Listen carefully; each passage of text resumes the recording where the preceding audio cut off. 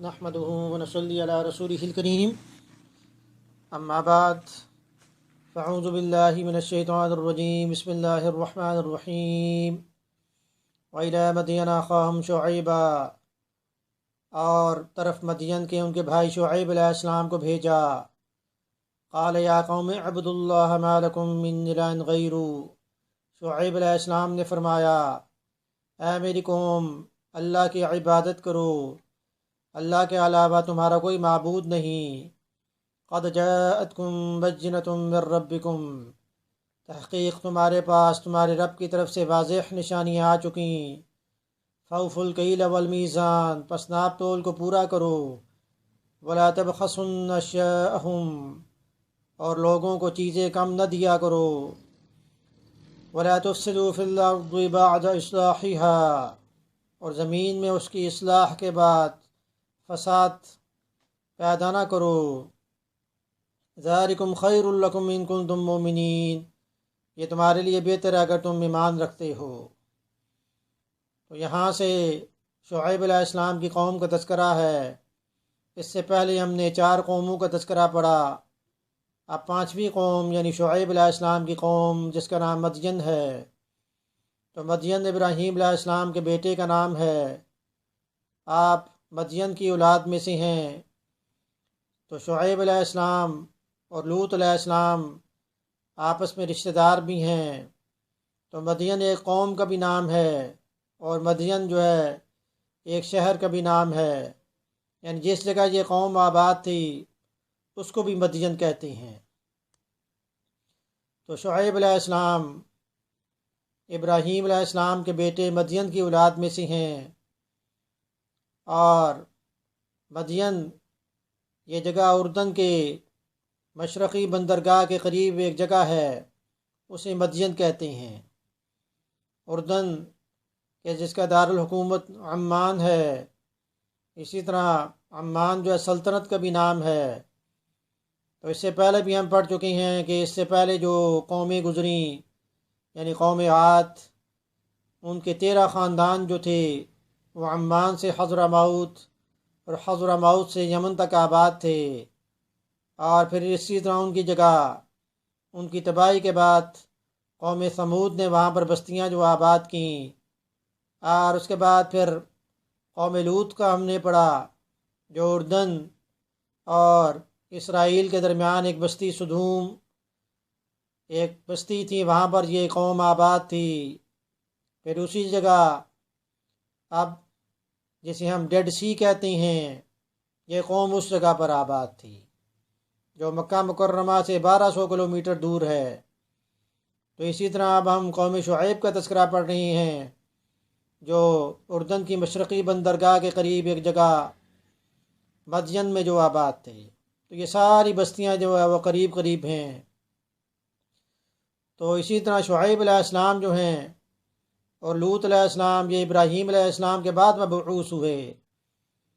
حضرت آدم علیہ السلام اور ابراہیم علیہ السلام کے درمیان 4000 سال کا جو فاصلہ ہے، اور ابراہیم علیہ السلام سے پہلے ہم نے صالح علیہ السلام اور حضرت ہود علیہ السلام کے بارے میں پڑھا جو نوح علیہ السلام کے بعد مبعوث ہوئے۔ تو شعیب علیہ السلام نے اپنی قوم کو جو تبلیغ کی، اس میں آپ نے 3 نکات جو سامنے رکھے۔ ایک تو یہ کہ حقوق اللہ کو پورا کرو، دوسرا یہ کہ حقوق العباد کو پورا کرو۔ حقوق اللہ میں یعنی آپ نے یہ بات فرمائی کہ ایک اللہ کو ماننے والے بن جاؤ، شرک کو چھوڑ دو، کیونکہ توحید میں ہی تمہاری کامیابی ہے، ایک اللہ کو ماننے میں ہی تمہاری کامیابی ہے۔ جگ میں آ کر ادھر ادھر دیکھا، تو ہی آیا نظر جدھر دیکھا۔ پھر شعیب علیہ السلام نے اپنی قوم سے یہ بات فرمائی کہ ناپ تول میں کمی نہ کرو، لوگوں کو چیزیں کم نہ دیا کرو، اور پھر آپ نے تیسری بات یہ بات فرمائی کہ زمین میں فساد پیدا نہ کرو، دوسروں کی عزتیں پامال نہ کرو۔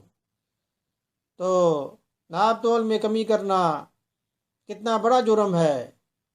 ایک تو قرآن کریم میں اس کی وعید جو بیان ہوئی، ایسے لوگوں کے لیے ہلاکت ہے، اور پھر قوم شعیب ان پر کیا اللہ کا عذاب آیا اور اسی طرح حدیث میں یعنی کیا بیان ہوتا ہے، عبداللہ بن عمر رضی اللہ عنہ سے مروی ہے کہ نبی اکرم صلی اللہ علیہ وسلم نے فرمایا کہ وہ قوم کہ جس میں بے حیائی عام ہو جائے، اللہ پاک اس میں طاعون اور ایسی وبائی بیماریاں جو ہے وہ پیدا کر دیتی ہیں جن کے بارے میں پہلے نہیں سنا ہوتا۔ دوسرا یہ کہ جو قوم ناپ تول میں کمی کرتی ہے، اللہ پاک اس میں قحط کو مسلط کر دیتی ہیں کہ وہ قوم معاشی تنگی کا شکار ہو جاتی ہے اور حکمرانوں کے ظلم و زیادتی کا جو ہے وہ شکار ہو جاتی ہے۔ تیسرا یہ کہ وہ قوم کے جو زکوٰۃ ادا نہیں کرتی، اللہ پاک اس میں بارش نہیں برساتے، اور اگر جانور نہ ہوں تو وہاں پر بارش کا ایک قطرہ بھی نہ ٹپکے۔ نمبر 4 یہ کہ جو قوم اللہ کے عہد و پیمان کو توڑ دیتی ہے، اللہ پاک اس پر دشمن کو جو مسلط کر دیتے ہیں۔ اور نمبر 5 یہ کہ جو حکمران اللہ کی کتاب کے مطابق فیصلے نہیں کرتے، اللہ پاک اس قوم میں خانہ جنگی جو ہے وہ پیدا کر دیتی ہیں، اس قوم میں خانہ جنگی شروع ہو جاتی ہے۔ سنن ماجہ کی حدیث نمبر 4019 میں جو ہے اس کو بیان کیا گیا۔ اسی طرح ایک اور حدیث میں آیا کہ نبی اکرم صلی اللہ علیہ وسلم نے معراج کے موقع پر ایک شخص کو دیکھا کہ جو لکڑیوں کا گٹھا جو ہے وہ نیچے رکھے ہوئے تھا، وہ اس کو اٹھا نہیں سکتا تھا۔ آپ نے جبرائیل علیہ السلام سے پوچھا یہ کون شخص ہے؟ تو جبرائیل علیہ السلام نے فرمایا کہ اس پر حقوق العباد تھے، وہ ان کو پورا نہ کر سکتا تھا، اپنے ذمے اور لے لیتا تھا، تو اب یہ اسی لیے لکڑیوں کا گٹھا نہیں اٹھا سکتا۔ تو حقوق العباد کو پورا کرنا، امانت کو پورا کرنا کتنا زیادہ ضروری ہے، وہ اس حدیث سے واضح ہے۔ اور اسی طرح نبی اکرم صلی اللہ علیہ وسلم نے معراج کے موقع پر دیکھا کہ کچھ لوگوں کے ناخن تانبے کی طرح لمبے لمبے اور وہ سے اپنے منہ اور سینوں کو نوچ رہے ہیں۔ نبی اکرم صلی اللہ علیہ وسلم نے پوچھا کہ یہ کون شخص ہے، کون لوگ ہیں؟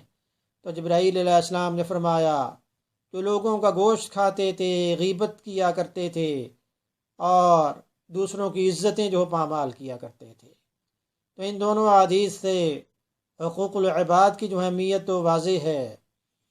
تو موجودہ دور میں اگر ہم دیکھیں کہ کون سی ایسی برائی ہے جو مسلمان قوم کے اندر نہیں پائی جاتی، یعنی پہلی قوموں کی کون سی ایسی برائی ہے جو مسلمان قوم کے اندر نہیں پائی جاتی، تو ہمیں ان تمام برائیوں سے چھٹکارا حاصل کرنا چاہیے، اللہ کا خوف جو ہے دل میں پیدا کرنا چاہیے، آخرت کو، اپنی قبر کو جو ہے ذہن میں رکھنا چاہیے۔ سپیروں نے یہ کہہ کر سانپوں کو کر دیا بند، انسان ہی کافی ہے انسان کو ڈسنے کے لیے۔ تو شعیب علیہ السلام کی قوم جو تھی وہ ناپ تول میں کمی کیا کرتی تھی، حقوق العباد کو پورا نہ کیا کرتی تھی۔ اس کے بعد شعیب علیہ السلام کی قوم کی میں اور کون کون سی برائیاں تھیں، یا یہ کہ ان پر اللہ کا کیا عذاب آیا، یہاں میں سے اگلی آیات میں پڑھیں گے۔ اللہ پاک عمل کی توفیق عطا فرمائیں۔ وما علینا الا البلاغ المبین۔